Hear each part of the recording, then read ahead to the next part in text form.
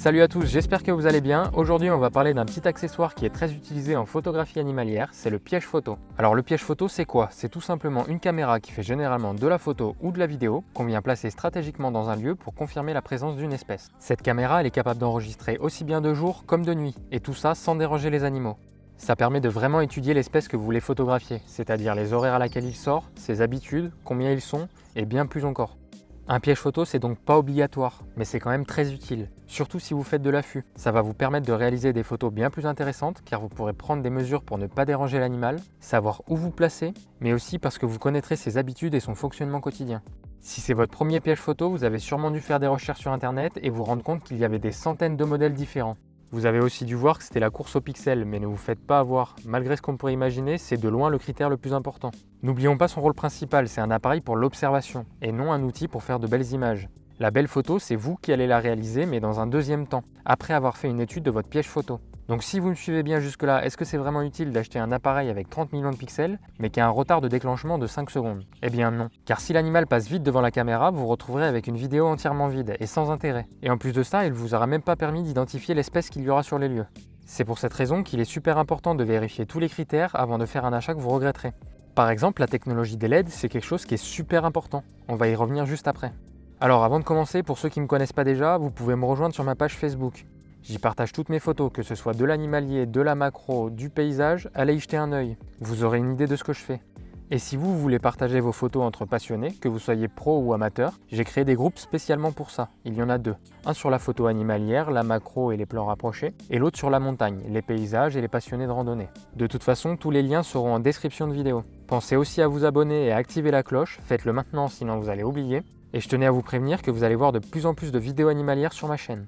Bon, revenons à notre piège photo. Je vais donc vous expliquer mon choix personnel. Si je vous le présente aujourd'hui, c'est vraiment parce qu'il est efficace et pratique. Il s'agit donc du tout nouveau modèle H953 de la marque Koodlife. Il vient tout juste de sortir et ça fait quelques semaines que je l'ai en test. Donc si j'en parle aujourd'hui dans cette vidéo, c'est parce que vraiment il m'a plu. On va voir ensemble les critères qui sont importants et ce qui fait de lui un bon piège photo pour son prix. Pour commencer, je voulais qu'il soit discret, donc camouflé, et ça pour deux raisons. La première, c'est qu'il passe inaperçu dans la nature pour les animaux. Et la deuxième raison, c'est tout simplement pour le vol. Plus il sera discret et plus il se fondra dans le décor. Et moins vous aurez donc de chances que quelqu'un de mal intentionné tombe dessus. Et sur ce modèle, je l'ai vraiment trouvé bien adapté pour la forêt. Un deuxième critère qui pour moi est essentiel, c'est de bien choisir la technologie des LED. Il en existe plusieurs catégories sur le marché, principalement des LED rouges, des blanches ou des noires. Pour faire simple, les LED blanches sont celles qui éclairent le plus. Vous aurez une très bonne visibilité de nuit, mais l'animal fuira dès qu'elles s'enclencheront. Car oui, ces LED agissent comme des torches. Alors pour la photo animalière, ce n'est pas du tout adapté. Oubliez tout de suite les LED blanches. Après, vous avez les LED noirs. Cette technologie de LED est entièrement invisible, aussi bien pour l'œil humain que la faune sauvage. Elles éclairent la scène sans produire de lumière, c'est donc presque parfait.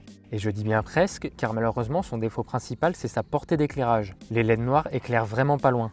Il reste maintenant les LED infrarouges.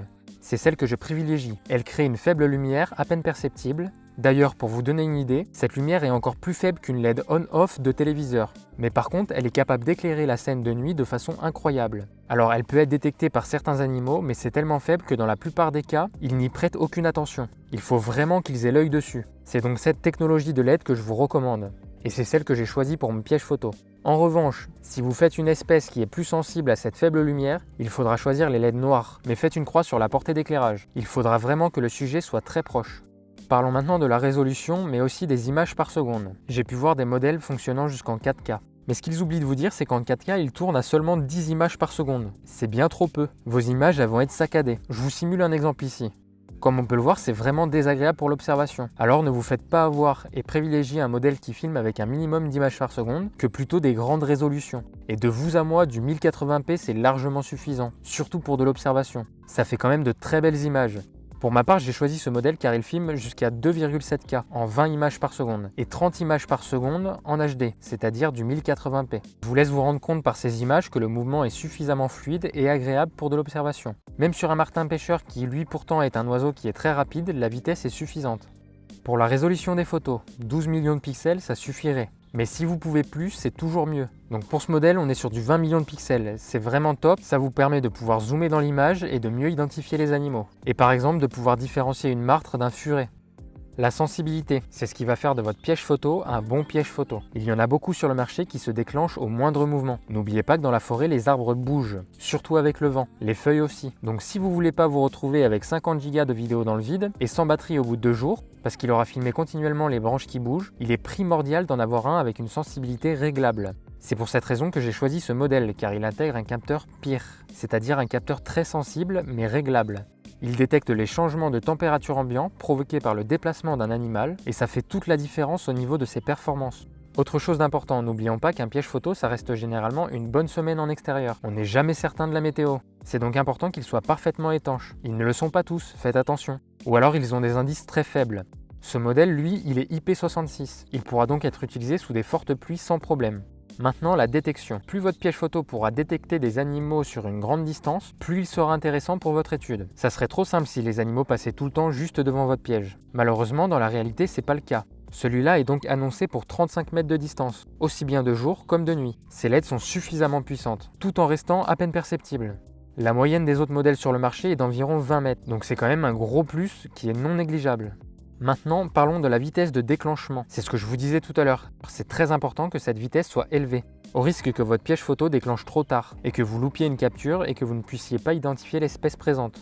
Et ça, il y en a beaucoup avec des vitesses très faibles sur internet. Donc une fois de plus, faites très attention sur votre choix. Pour le Cool Life, sa vitesse de déclenchement est de 0,1 seconde. C'est super rapide, vous ne louperez aucun sujet. La preuve en image, il a déclenché au moment précis où le sujet a franchi l'angle de la caméra. Sur beaucoup d'autres modèles, le sujet aurait déjà été au milieu de l'image, voire déjà passé. Maintenant l'autonomie, je n'ai pas pu faire de gros tests, mais je l'ai laissé plusieurs fois en forêt une quinzaine de jours et à chaque fois que je suis revenu le chercher, il restait encore de la batterie. D'ailleurs, je vous mettrai en lien un modèle de pile que j'utilise. C'est des piles qui tiennent très longtemps, elles sont efficaces même avec des basses températures. Ces piles-là, je les utilise pour mes flashs, elles ont une longue longévité et elles sont vraiment top. Un geste plutôt appréciable de la marque, c'est qu'ils offrent une carte SanDisk SD de 32 Go. Beaucoup ne la fournissent pas, et sachez que ce modèle peut accueillir des cartes jusqu'à 512 Go. Alors aussi un très gros avantage de ce piège, c'est que vous pouvez le sécuriser. Alors d'une, vous pouvez protéger vos données par un mot de passe, mais vous pouvez aussi sécuriser votre carte SD grâce à un cadenas. Mais encore mieux, il est compatible avec les systèmes d'antivol. Et ça, c'est vraiment génial. En plus, c'est très discret. Vous verrez maintenant que vous serez quand même bien plus serein de pouvoir le laisser plusieurs jours en nature. Pour les références de l'antivol, je les ai plus en tête, mais je vous mettrai le lien en description. Un autre critère qui est très utile sur un piège photo à mon sens, c'est l'écran intégré. Pour moi, c'est obligatoire. Je voulais sur place pouvoir étudier mes séquences vidéo sans devoir passer par un ordinateur. Ça permet aussi de voir en direct si le cadrage est bon, si l'angle d'inclinaison est aussi correct, donc c'est vraiment pas négligeable. Je vous propose de faire un petit tour rapide dans les menus, mais sans trop rentrer dans les détails. Déjà, la première bonne nouvelle qui va faire des heureux, c'est qu'il y a la langue française, et c'est parfaitement traduit. Son utilisation est vraiment simple. Pour l'allumer, il suffit de basculer le bouton sur la position du milieu.